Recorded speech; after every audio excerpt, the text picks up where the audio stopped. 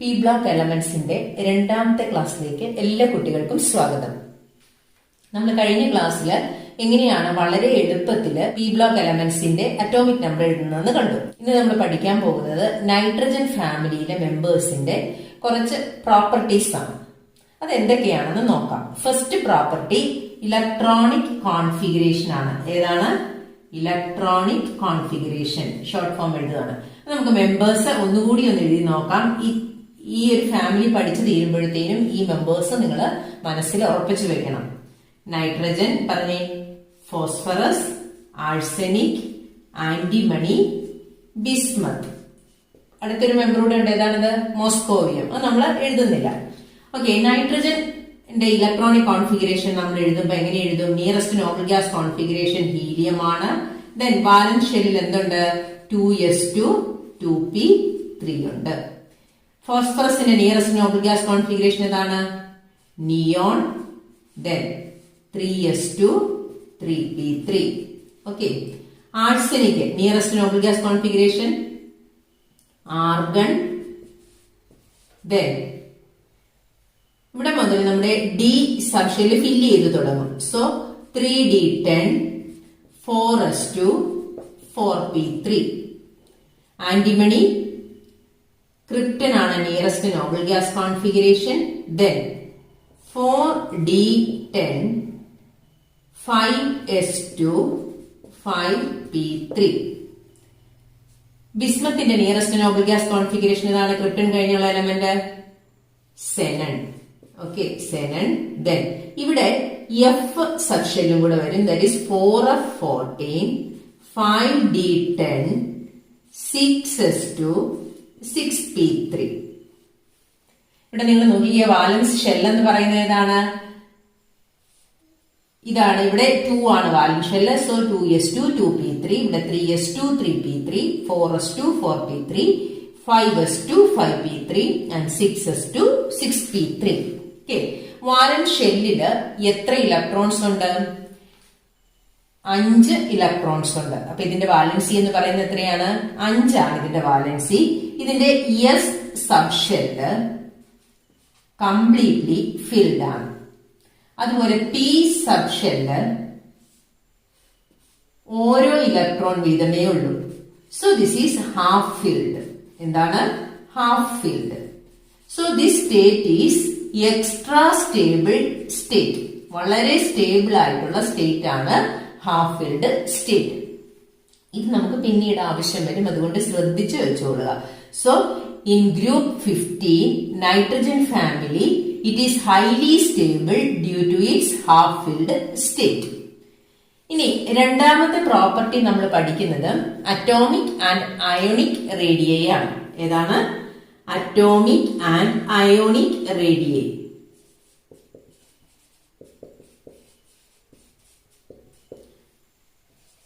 Atomic and ionic radii എന്ന് പറഞ്ഞു കഴിഞ്ഞാൽ രണ്ട് ബോണ്ടഡ് ആറ്റംസിന്റെ ഇന്റർന്യൂക്ലിയർ ഡിസ്റ്റൻസിന്റെ ഹാഫ് ആണ് അതിന്റെ അറ്റോമിക് റേഡിയൈ എന്ന് പറയുന്നത്.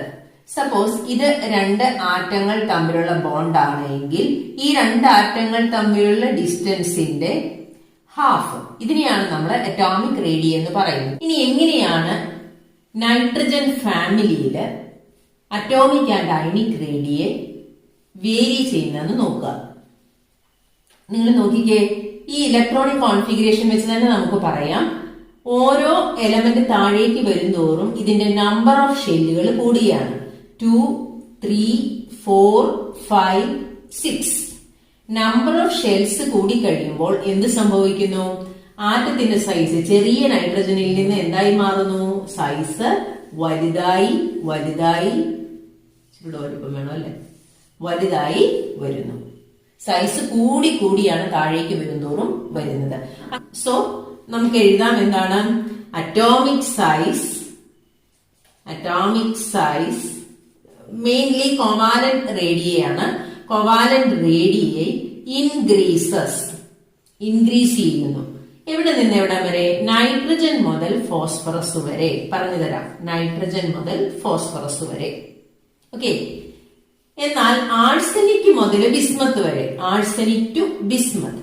ഈ ഒരു കൂടൽ എന്ന് പറയുന്നത് വലിയ ഒരു ഇൻക്രീസ് അല്ല. അറ്റോമിക് സൈസ് കൂടുന്നുണ്ട്, പക്ഷെ അത്രയ്ക്ക് വലിയൊരു ഇൻക്രീസ് അല്ല ആഴ്സനിക് മുതൽ ബിസ്മത്ത് വരെ വരുന്നത്. അതിന് കാരണമുണ്ട്. നിങ്ങൾ നോക്കിക്കേ, ആഴ്സനിക് മുതൽ ബിസ്മത്ത് വരെ വരുമ്പോൾ ഇതിന്റെ ഇന്നർ ഷെല്ലിൽ ആരുണ്ട്? 4F ഉണ്ട്, 5D ഉണ്ട്, ഇവിടെ 4D ഉണ്ട്, ഇവിടെ 3D ഉണ്ട്. ഇവരൊക്കെ എന്താ ചെയ്യുന്നത്? ഇതാണ് ബിസ്മത്തിന്റെ ന്യൂക്ലിയസ് എന്ന് നിങ്ങൾ വിചാരിക്കുക. ഈ ന്യൂക്ലിയസ് ഇത്രയും അകലെയുള്ള ഈ വാലൻസ് ഇലക്ട്രോണിനെ അട്രാക്ട് ചെയ്യണമെങ്കിൽ ഇതിന്റെ ഇടയ്ക്കുള്ള ഈ ഇലക്ട്രോൺസിനെ എല്ലാം കഴിഞ്ഞിട്ട് വേണ്ടി ഇതിനെ അട്രാക്ട് ചെയ്യാൻ. ഇനി നമ്മൾ പഠിച്ചിട്ടുണ്ട്, ഈ ഇടയ്ക്കുള്ള ഇലക്ട്രോൺസ് ഒരു സ്ക്രീൻ പോലെ ആക്ട് ചെയ്യും. അങ്ങനെ ഒരു സ്ക്രീൻ പോലെ ആക്ട് ചെയ്ത് ന്യൂക്ലിയസിൽ നിന്ന് തടഞ്ഞു നിർത്തും വാലൻസ് ഇലക്ട്രോണിനെ.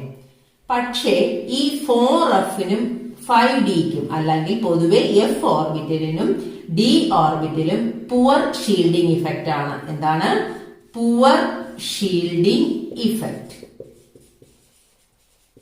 പുവർ ഷീൽഡിംഗ് ഇഫക്റ്റ് ആർക്ക്? F ആൻഡ് D ഓർബിറ്റൽസിന്. അതുകൊണ്ട് എന്താ സംഭവിക്കുന്നത്? ഈ ന്യൂക്ലിയസിന് വളരെ പെട്ടെന്ന് ആരെ അട്രാക്ട് ചെയ്യാൻ സാധിക്കും? ഈ വാലൻസ് ഇലക്ട്രോണിനെ അട്രാക്ട് ചെയ്യാൻ സാധിക്കും. അങ്ങനെ കുറച്ചുകൂടി ഇതിനെ ചേർത്ത് നിർത്താനായിട്ട് സാധിക്കും. ഇത് നമുക്ക് വീണ്ടും പഠിക്കാനുണ്ട്. ഈ ഒരു ഇഫക്റ്റിന് നമ്മൾ ഇനേർട്ട് പെയർ ഇഫക്റ്റ് എന്ന് പറയും. അതുകൊണ്ടാണ് ആഴ്സനിക് മുതൽ ബിസ്മത്ത് വരെ വരുമ്പോൾ ആ ആറ്റത്തിന്റെ സൈസ് അത്ര കണ്ട് കൂടാത്തത്. So the covalent radii increases not very large from arsenic to bismuth. Okay, arsenic മുതൽ ബിസ്മത്ത് വരെ വലുതായിട്ട് ഇൻക്രീസ് ചെയ്യുന്നതിന് കാരണം എന്താണ്? Poor shielding effect of F and D orbitals. മനസ്സിലായില്ലേ? നമ്മൾ ഫസ്റ്റ് ക്ലാസ് എടുത്തപ്പോൾ പറഞ്ഞിരുന്നു, ഇടയിൽ D ഓർബിറ്റൽസും F ഓർബിറ്റൽസും ഫിൽഡ് ആയിട്ട് വരുമ്പോൾ ഇതിന്റെ പ്രോപ്പർട്ടീസിന് വ്യത്യാസം വരുമെന്ന് പറഞ്ഞു. അങ്ങനെ കണ്ട ഒരു വ്യത്യാസമാണ് ഇപ്പൊ നിങ്ങൾ കണ്ടത്, ഈ സൈസിലുള്ള ഒരു variation. Okay, third property ionisation enthalpy ആണ്. Ionisation enthalpy short form I എന്ന് എഴുതും. നമ്മൾ ഫസ്റ്റ് ഇയർ പഠിച്ചിട്ടുള്ളതാണ്. എന്താണ് അയണൈസേഷൻ എൻതാൽപ്പി? ഇത് ഒരു ആറ്റത്തിന്റെ ന്യൂക്ലിയസ് ആണ്. ആ ന്യൂക്ലിയസിന്റെ ചുറ്റുമുള്ള ഒരു ഷെല്ലാണ്, അതിലെ വാലൻസ് ഇലക്ട്രോൺ ആണ് ഇതെന്ന് വിചാരിക്കുക. അങ്ങനെയാണ് എങ്കിൽ ഈ ന്യൂക്ലിയസ് ഈ ഇലക്ട്രോണിനെ ചേർത്ത് നിർത്തിയിരിക്കുകയാണ്. ഇങ്ങനെ ചേർത്ത് നിർത്തി കഴിയുമ്പോൾ the energy required to remove the valence electron from an isolated neutral gaseous atom is known as ionization enthalpy. ഇത് നമ്മൾ ഫസ്റ്റ് ഇയർ പഠിച്ചിട്ടുള്ളതാണ്. അയണൈസേഷൻ എൻതാൽപ്പി വാലൻസ് ഇലക്ട്രോണിനെ റിമൂവ് ചെയ്യാൻ ആവശ്യമായ എനർജിയാണ് ഒരു ഐസൊലേറ്റഡ് ന്യൂട്രൽ ഗേഷ്യസ് ആറ്റത്തിൽ നിന്ന്. ഈ ചാപ്റ്ററിൽ ത്രൂ ഔട്ട് നമുക്ക് വേണ്ടതാണ് അയണൈസേഷൻ എൻതാൽപ്പി. അതുകൊണ്ട് ശ്രദ്ധിച്ച് പഠിക്കണം. സപ്പോസ് ഈ ആറ്റത്തിന്റെ സൈസ് കുറയാന്ന് വിചാരിക്കുക. കുറയുമ്പോൾ ഈ വാലൻസ് ഇലക്ട്രോൺ ന്യൂക്ലിയസിനോട് അടുത്ത് വരില്ലേ? കുറച്ചുകൂടി അടുത്ത് വരില്ലേ? അടുത്ത് വരുമ്പോൾ കൂടുതൽ എനർജി കൊടുക്കണ്ടേ ഇതിനെ റിമൂവ് ചെയ്യാൻ? അപ്പം സൈസ് കുറയും തോറും അയണൈസേഷൻ എൻതാൽപ്പി കൂടും. സോ നമുക്ക് എന്തെഴുതാം? സ്മോൾ സൈസ് ആണ് എങ്കിൽ എന്തായിരിക്കും?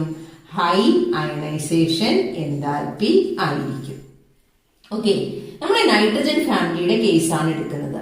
നൈട്രജൻ ഫാമിലിയിൽ ഏറ്റവും സ്മോൾ സൈസ് ആർക്കാണെന്ന് നോക്കിക്കേ, നൈട്രജൻ അല്ലേ?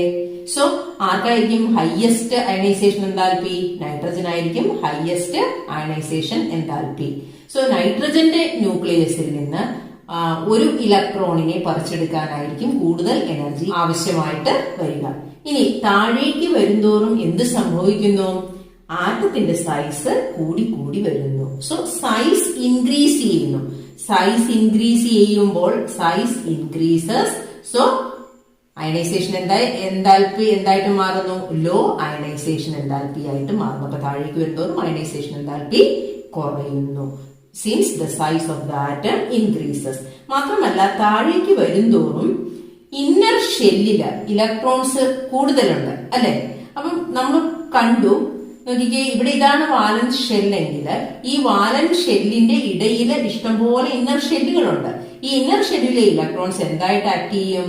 ഒരു ഷീൽഡ് ആയിട്ട് ആക്ട് ചെയ്യും. അങ്ങനെ ഒരു ഷീൽഡ് ആയിട്ട് ആക്ട് ചെയ്യുമ്പോൾ ഇഫക്റ്റീവ് ന്യൂക്ലിയർ ചാർജ്, ഈ പുറത്ത് ഇരിക്കുന്ന ഇലക്ട്രോണിന് കിട്ടുന്ന ന്യൂക്ലിയസിന്റെ ചാർജ് കുറഞ്ഞു വരും. സോ ഇഫക്റ്റീവ് ന്യൂക്ലിയർ ചാർജ് താഴേക്ക് വരുന്തോറും എന്ത് സംഭവിക്കുന്നു? Effective nuclear charge decreases in the ഗ്രൂപ്പില് ഡിക്രീസ് ചെയ്യുന്നു. അപ്പൊ രണ്ട് കാര്യങ്ങൾ, സൈസ് താഴേക്ക് വരുന്തോറും ഇൻക്രീസ് ചെയ്യുന്നു, ഇഫക്റ്റീവ് ന്യൂക്ലിയർ ചാർജ് ഡിക്രീസ് ചെയ്യുന്നു. ഈ രണ്ട് കാരണങ്ങൾ കൊണ്ട് on moving down the group ionization enthalpy decreases. Okay, so ഗ്രൂപ്പില് അയണൈസേഷൻ എൻതാൽപ്പി കുറഞ്ഞ് കുറഞ്ഞ് വരുന്നു. ഓക്കെ, ഇനി നാലാമത്തെ property, that is electronegativity. Electronegativity എങ്ങനെയാണ്? ഇലക്ട്രോ നെഗറ്റിവിറ്റിയുടെ വാല്യൂ. ഇനി എന്താണ് ഇലക്ട്രോ നെഗറ്റിവിറ്റി? കാര്യം നമ്മൾ ഫസ്റ്റ് ഇയർ ഒക്കെ പഠിച്ചതാണ് അല്ലെ, എങ്കിലും ഒന്നുകൂടി പറയാം. സപ്പോസ് രണ്ട് ആറ്റങ്ങൾ ചേർന്ന് ഒരു ബോണ്ട് ഉണ്ടാവുകയാണ്. ഇവിടെ രണ്ട് ഇലക്ട്രോൺസ് ഉണ്ട്. അങ്ങനെയാണ് എങ്കിൽ നമ്മൾ പഠിച്ചു, ആറ്റത്തിന്റെ സൈസ് കുറയും തോറും ന്യൂക്ലിയസിനോടുള്ള അട്രാക്ഷൻ കൂടും. ന്യൂക്ലിയസിന് വാലൻസ് ഇലക്ട്രോണിലുള്ള അട്രാക്ഷൻ കൂടും. സപ്പോസ് ഇവിടെ ബി എന്ന് പറയുന്ന ആറ്റം ചെറിയൊരു ആറ്റാന്ന് വിചാരിക്കുക. അങ്ങനെയാണെങ്കിൽ ബി ഈ ബോണ്ടഡ് പെയർ ഓഫ് ഇലക്ട്രോൺസിനെ ബിയുടെ അടുത്തേക്ക് ചേർത്ത് നിർത്തും. അങ്ങനെ ബിക്ക് ഒരു സ്ലൈറ്റ് നെഗറ്റീവ് ചാർജ് കിട്ടും. അത്രയും തന്നെ പോസിറ്റീവ് ചാർജ് ആർക്ക് കിട്ടും? എയ്ക്കും കിട്ടും. So this tendency of an atom to attract the shared pair of electrons towards itself. B അതിന്റെ അടുത്തേക്കാണ് ചേർത്ത് നിർത്തിയത്. അപ്പൊ ഒരു ആറ്റത്തിന്റെ ഈ ഒരു ടെൻഡൻസിയാണ് നമ്മൾ എന്തെന്ന് വിളിക്കുന്നത്? ഇലക്ട്രോ നെഗറ്റിവിറ്റി എന്ന് വിളിക്കുന്നത്. So the tendency of an atom to attract the shared pair of electrons towards itself is known as electronegativity. അങ്ങനെയാണ് എങ്കിൽ ഇലക്ട്രോനെഗറ്റീവ് ആയിട്ടുള്ള എലമെന്റ്സ് ഈ ഗ്രൂപ്പില് ആരായിരിക്കും? Highest electronegative element. ന്യൂക്ലിയസിനോട് ചേർത്ത് നിർത്താൻ കഴിവുള്ളത് സൈസ് ഏറ്റവും കുറഞ്ഞ എലമെന്റ് അല്ലേ? സൈസ് ഏറ്റവും കുറഞ്ഞ എലമെന്റ് ന്യൂക്ലിയസ് വാലൻസ് ഇലക്ട്രോണിൽ ചേർത്ത് നിർത്തും അല്ലെ? അപ്പൊ അങ്ങനെ നോക്കുമ്പോൾ സൈസ് ഏറ്റവും കുറഞ്ഞത് നൈട്രജൻ ആണ്. So nitrogen is highly electronegative than any other element. And on moving down the group what happens? The size increases. Size increase ചെയ്യുന്നു അല്ലെ? അങ്ങനെ സൈസ് ഇൻക്രീസ് ചെയ്യുമ്പോൾ ഓട്ടോമാറ്റിക്കലി എന്ത് സംഭവിക്കും? ഇലക്ട്രോനെഗറ്റിവിറ്റി ഡിക്രീസ് ചെയ്യും. So electronegativity decreases in the group. എന്തൊക്കെ കാരണം കൊണ്ടാണ് ഡിക്രീസ് ചെയ്യാൻ കാരണം? എന്താണ്? Increase in size. Increase in size. Okay, ഇനി അടുത്തത് നൈട്രജൻ ഫാമിലിയിലെ മെമ്പേഴ്സിന്റെ ഫിസിക്കൽ പ്രോപ്പർട്ടീസ് ആണ്. Physical properties. ഇതിനകത്തെ എല്ലാ എലമെന്റ്സും പോളി അറ്റോമിക് ആണ്. ഒന്നാമത്തെ പോയിന്റ് ആണ് polyatomic. For example, polyatomic എന്ന് പറഞ്ഞാൽ ഒരാറ്റം മാത്രമായിട്ടല്ല എക്സിസ്റ്റ് ചെയ്യുന്നത്. നൈട്രജൻ ഡൈ ആറ്റോമിക് ആണ്, N2 ആയിട്ടാണ് എക്സിസ്റ്റ് ചെയ്യുന്നത്. അതുപോലെ ഫോസ്ഫറസ് P4 ആയിട്ടാണ്. ഇനി ഹയർ സ്റ്റേറ്റിലേക്ക് പോകും തോറും ഇതെല്ലാം P4 nitrogen phosphorus arsenic tetratomic state ആണ്. ഹയർ സ്റ്റേറ്റിലേക്ക് പോകും തോറും പോളി അറ്റോമിക് ബോണ്ടഡ് ഫോമിലാണ് ഇത് കാണപ്പെടുന്നത്. അതാണ് ഫസ്റ്റ് ഫിസിക്കൽ പ്രോപ്പർട്ടി എന്ന് പറയുന്നത്. ഇനി രണ്ടാമത്തെ പ്രോപ്പർട്ടി, എക്സെപ്റ്റ് നൈട്രജൻ, നൈട്രജൻ ഒഴികെ ബാക്കിയെല്ലാം ഓൾ എലമെന്റ്സ് ഷോ അല്ലോട്രോപ്പി. അല്ലോട്രോപ്പി കാണിക്കുന്നു. എന്താണ് അല്ലോട്രോപ്പി എന്ന് പറഞ്ഞു കഴിഞ്ഞാൽ? നമ്മൾ ഫസ്റ്റ് ഇയർ പഠിച്ചിട്ടുണ്ട്. കാർബണിന്റെ അല്ലോട്രോപ്സ് ആണ് ഡയമണ്ട്, ഗ്രാഫൈറ്റ്, ഫുള്ളറി. അതായത് ഒരു എലമെന്റ് ഡിഫറെന്റ് ഫോംസിൽ കാണുന്നതിനെയാണ് നമ്മൾ എന്തെന്ന് വിളിക്കുന്നത്? അല്ലോട്രോപ്സ് എന്ന് വിളിക്കുന്നത്. അപ്പൊ നൈട്രജൻ ഒഴികെയുള്ള ബാക്കി എല്ലാ എലമെന്റ്സും എന്ത് കാണിക്കുന്നുണ്ട്? അല്ലോട്രോപ്പി കാണിക്കുന്നുണ്ട്. ഫോസ്ഫറസിന്റെ അല്ലോട്രോപ്സിനെ കുറിച്ച് നമുക്ക് പഠിക്കാനുണ്ട്. Black, white and red phosphorus പഠിക്കാനുണ്ട് കേട്ടോ. മൂന്നാമത്തെ പോയിന്റ്, അവയുടെ മെറ്റാലിക് ക്യാരക്ടർ ആണ്. മെറ്റാലിക് ക്യാരക്ടർ നമ്മൾ ഫസ്റ്റ് ക്ലാസ്സിൽ കണ്ടതാണ്. മെറ്റാലിക് നേച്ചർ താഴേക്ക് വരുംതോറും കൂടി വരുന്നു. മെറ്റാലിക് ക്യാരക്ടർ കൂടി വരാൻ കാരണം ആറ്റത്തിന്റെ സൈസ് താഴേക്ക് വരുംതോറും കൂടി വരുന്നു. Nitrogen, phosphorus, arsenic, antimony, bismuth. ഇതാണെങ്കിൽ നൈട്രജൻ ഇതേ ഉള്ളെങ്കിൽ ഫോസ്ഫറസിന് കുറച്ചുകൂടെ വലുതാ, ആഴ്സനിക്കിന് അതിലും കുറച്ചുകൂടെ വലുത്, ആന്റിമണി അതിലും വലുതാണ്, ബിസ്മത്ത് അതിലും വലുതാണ്. അപ്പൊ താഴേക്ക് വരുന്തോറും സൈസ് കൂടി വരുന്നു. സൈസ് കൂടി വരുമ്പോൾ മെറ്റാലിക് നേച്ചർ കൂടിക്കൂടി വരുന്നു. So metallic nature increases downwards. ഇനി രണ്ടാമത്തെ റീസൺ എന്ന് പറയുന്നത് താഴേക്ക് വരുന്തോറും അയണൈസേഷൻ എൻതാൽപ്പി കൂടുകയാണോ കുറയുകയാണോ? അയണൈസേഷൻ എൻതാൽപ്പി കുറഞ്ഞു വരുന്നു. അപ്പൊ ഈ രണ്ട് കാരണങ്ങൾ കൊണ്ടാണ് മെറ്റാലിക് ക്യാരക്ടർ കൂടി വരുന്നത്. സോ ദ ഫസ്റ്റ് റീസൺ എന്താണ്? Size increases. Size increases. Second reason എന്താണ്? Ionization enthalpy decreases. ഈ ആരോ ഇട്ടിരിക്കുന്നത് താഴേക്കുള്ളത് ഡിക്രീസ് ആണ്, മുകളിലേക്കുള്ളത് ഇൻക്രീസ് ആണ് കേട്ടോ. ഓക്കെ, നൗ അടുത്ത പോയിന്റ് ഫിസിക്കൽ പ്രോപ്പർട്ടിയില് ഇതിന്റെ ബോയിലിംഗ് പോയിന്റ് ആണ്. ബോയിലിംഗ് പോയിന്റ് ആരെ ഡിപ്പെൻഡ് ചെയ്തിരിക്കുന്നു? ഈ സൈസിനെ ഡിപ്പെൻഡ് ചെയ്തിരിക്കുന്നു. സൈസ് കൂടുന്തോറും ബോയിലിംഗ് പോയിന്റ് കൂടി കൂടി വരുന്നു. So on moving down the group boiling point increases. ഗ്രൂപ്പിലെ ബോയിലിംഗ് പോയിന്റ് എന്ത് ചെയ്യുന്നു? ഇൻക്രീസ് ചെയ്യുന്നു. എന്തുകൊണ്ടാണ്? Due to increase in size. Size കൂടുമ്പോൾ അത് തമ്മിലുള്ള ഫോഴ്സ് ഓഫ് അട്രാക്ഷൻ കൂടും അല്ലെ. ഇനി മെൽറ്റിംഗ് പോയിന്റിന്റെ കേസില് മെൽറ്റിംഗ് പോയിന്റും ഇൻക്രീസ് ചെയ്യാണ് ചെയ്യുന്നത് താഴേക്ക് വരുന്തോറും. കാരണം എന്ത് കൂടുന്നുണ്ട്? സൈസ് കൂടി കൂടി വരുന്നുണ്ട്. മെൽറ്റിംഗ് പോയിന്റിന്റെ ഇൻക്രീസ് നൈട്രജൻ മുതൽ ആഴ്സനിക് വരെ, നൈട്രജൻ ടു ആഴ്സനിക്, അത് ഇൻക്രീസ് ചെയ്യുന്നുണ്ട്. മെൽറ്റിംഗ് പോയിന്റ് ഇൻക്രീസ് ചെയ്യുന്നുണ്ട്. പക്ഷേ ആഴ്സനിക് മുതൽ ബിസ്മത്ത് വരെ അത് കുറയുകയാണ് ചെയ്യുന്നത്. So melting point decreases from arsenic to bismuth. ഇതിനൊരു കാരണമുണ്ട്. ആഴ്സനിക് മുതലുള്ള ഇലക്ട്രോണിക് കോൺഫിഗറേഷൻ എഴുതി നോക്കുകയാണെങ്കിൽ ആഴ്സനിക്കിന്റെ നിയറസ്റ്റ് നോബൽ ഗ്യാസ് കോൺഫിഗറേഷൻ ഏതാണ്? Argon, then 3d10 4s2 4p3 ആണ്. ഇനി ആന്റിമണിയുടെ ക്രിപ്റ്റൺ 4d10 5s2 5p3 ആണ്. ബിസ്മത്തിന്റെ വരുമ്പോൾ സെനൻ, ദെൻ ഇവിടെ എഫ് ഓർബിറ്റിലും കൂടി വരും. 4f14, then 5d10 and 6s2 6p3. ഇതാണ് ഇലക്ട്രോണിക് കോൺഫിഗറേഷൻ. ആർസനിക് മുതൽ ബിസ്മത്ത് വരെ വരുമ്പോൾ ഈ ആറ്റംസിലെ പി ഇലക്ട്രോൺസിന് മാത്രമേ ബോണ്ടിങ്ങിനായിട്ട് ആർക്ക് കിട്ടുന്നുള്ളൂ? മെറ്റാലിക് ബോണ്ടിങ് ആയിട്ട് ബിസ്മത്തിനും ആന്റിമണിക്കും ഒക്കെ കിട്ടുന്നുള്ളൂ. കാരണം ഇവിടെയുള്ള ഈ ഇലക്ട്രോൺസ്, എസ് ഇലക്ട്രോൺസ്, ഇത് ബിസ്മത്തിന്റെ ന്യൂക്ലിയസ് ആണ് എങ്കിൽ ഈ ന്യൂക്ലിയസിന്റെ ഇടയ്ക്ക് ഒരു ഷീൽഡ് ആയിട്ട് ഇന്നർ ഇലക്ട്രോൺസ് ആക്ട് ചെയ്യും എന്ന് പറഞ്ഞു.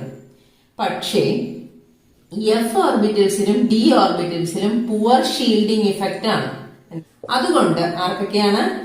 എഫ് ആൻഡ് ഡി ഓർബിറ്റൽസിന്. അതുകൊണ്ട് ഈ ന്യൂക്ലിയസ് വളരെ ശക്തിയായിട്ട് ആരെ അട്രാക്ട് ചെയ്യും? ഈ എസ് ഇലക്ട്രോൺസിനെ അട്രാക്ട് ചെയ്യും. എസ് ഇലക്ട്രോൺസിനെ അട്രാക്ട് ചെയ്യുമ്പോൾ ഈ എസ് ഇലക്ട്രോൺസിന് അൺപെയർ ചെയ്ത് ബോണ്ടിങ്ങിൽ പങ്കെടുക്കാൻ പറ്റാതെ പോകും. അപ്പൊ എത്ര ഇലക്ട്രോൺസേ ബാക്കിയുള്ളൂ? ഈ 3 ഇലക്ട്രോൺസേ ഉള്ളൂ. അപ്പൊ ഇവരുടെ കേസിൽ ഈ 3 ഇലക്ട്രോൺസ് തമ്മിലുള്ള ബോണ്ടിങ് മാത്രമേ പോസിബിൾ ആയിട്ട് വരുന്നുള്ളൂ. അതുകൊണ്ടാണ് മെൽറ്റിംഗ് പോയിന്റ് ആഴ്സനിക് മുതൽ ബിസ്മത്ത് വരെ കുറയുന്നത്. ഓക്കെ, അത് കാരണം മനസ്സിലാക്കി പഠിക്കുക. ബൈഹാർട്ട് ചെയ്യല്ല ചെയ്യേണ്ടത്, കാരണം മനസ്സിലാക്കി നമ്മൾ പഠിക്കുക. നമുക്ക് question 1 mark question, 2 mark question ഒക്കെ, ഗീവ് റീസൺ ക്വസ്റ്റ്യൻ ഒക്കെ നമുക്ക് ചോദിക്കാൻ സാധ്യതയുണ്ട്. ഓക്കെ, സോ ഇത്രയുമാണ് ഇതിന്റെ ഫിസിക്കൽ പ്രോപ്പർട്ടീസ് ആയിട്ട് നമുക്ക് പഠിക്കാനുള്ളത്. ഇനി ഈ ഭാഗത്ത് നിന്ന് പരീക്ഷയ്ക്ക് വരാൻ സാധ്യതയുള്ള ചോദ്യങ്ങൾ. ഈ ചോദ്യങ്ങൾ ആദ്യം മുതൽ, ഈ ചാപ്റ്ററിന്റെ തുടക്കം മുതലുള്ള ചോദ്യങ്ങൾ എല്ലാം എഴുതി നിങ്ങൾ പഠിക്കണം. അത് തന്നെയാണ് നിങ്ങൾക്ക് ഫൈനൽ ഇയർ എക്സാമിന് ഇതിനകത്തു നിന്നുള്ള ക്വസ്റ്റ്യൻസ് ആണ് വരാനായിട്ട് പോകുന്നത്. Okay, first question, ionization enthalpy of group 16 is less than that of group 15. Group 16ന്റെ അയണൈസേഷൻ എൻതാൽപ്പി കുറവാണ് ഗ്രൂപ്പ് 15നേക്കാൾ. നമുക്കറിയാം ഗ്രൂപ്പ് 16 കൂടേണ്ടതാണ്. ശരിക്ക് ലെഫ്റ്റിൽ നിന്ന് റൈറ്റിലോട്ട് പോകും തോറും അയണൈസേഷൻ എൻതാൽപ്പി കൂടിക്കൂടിയാണ് വരുന്നത്, നമ്മൾ പഠിച്ചിട്ടുള്ളതാണ്. പക്ഷെ group 16ന്റെ electronic configuration NS2 NP4 ആണ്. ഗ്രൂപ്പ് 16. ഗ്രൂപ്പ് 15 ഇലക്ട്രോണിക് കോൺഫിഗറേഷൻ എന്താണ്? NS2 NP3 ആണ്. ഇത് നമ്മൾ ഡീറ്റെയിൽഡ് ആയിട്ട് കണ്ടു. This is half filled state and it is more stable state NS2 NP3 എന്ന് പറയുന്നത്. അതുകൊണ്ട് ഇതിൽ നിന്ന് ഒരു ഇലക്ട്രോണിനെ റിമൂവ് ചെയ്യുക എന്ന് പറയുന്നത് ഹൈ എമൗണ്ട് ഓഫ് എനർജി വേണം. So the first ionisation enthalpy of group 15 is greater than the first ionization enthalpy of group 16. Group 16 ഒരു ഇലക്ട്രോൺ മാറിക്കഴിഞ്ഞാൽ ഈ സ്റ്റേബിൾ സ്റ്റേറ്റിലേക്ക് എത്തും. അപ്പൊ അത് വളരെ പെട്ടെന്ന് ഇലക്ട്രോണിനെ വിട്ടുകൊടുക്കും. അതുകൊണ്ട് first ionisation enthalpy of group 15 is greater than first ionisation enthalpy of group 16. ചോദിക്കാൻ സാധ്യതയുള്ള ഒരു ചോദ്യമാണ്. Then B, the atomic size of group 15 elements does not show a much large increase on moving down the group. താഴേക്ക് വരുന്നതോറും വലിയൊരു കൂടല് ഉണ്ടാകുന്നില്ല. അതിന് reason എഴുതുക. നമ്മൾ കണ്ടതല്ലേ ആ റീസൺ. അവിടെ നമ്മൾ ആ ഇന്നർ F ആൻഡ് D ഓർബിറ്റൽസിന്റെ ഇൻഫ്ലുവൻസ് ആണ്, പുവർ ഷീൽഡിംഗ് ഇഫക്റ്റ് ആണ്. Now second, define ionization enthalpy, electronegativity. നമ്മൾ ഫസ്റ്റ് ഇയർ പഠിച്ചതാണെങ്കിലും ഈ ചാപ്റ്റർ ത്രൂ ഔട്ട് നമുക്ക് വേണ്ട രണ്ട് ടേംസ് ആണ് അയണൈസേഷൻ എൻതാൽപ്പിയും ഇലക്ട്രോ നെഗറ്റിവിറ്റി. അപ്പൊ ഇത് ഈ ടോപ്പിക്ക് കുറച്ച് ഡീറ്റെയിൽഡ് ആയിട്ടാണ് ഞാൻ എടുത്തിരിക്കുന്നത്. നന്നായിട്ട് പഠിക്കുക. ഈ ചാപ്റ്റർ മുഴുവൻ വേണ്ടതാണ്. ഓക്കെ, അപ്പൊ നമുക്ക് അടുത്ത ക്ലാസ്സിൽ കാണാം.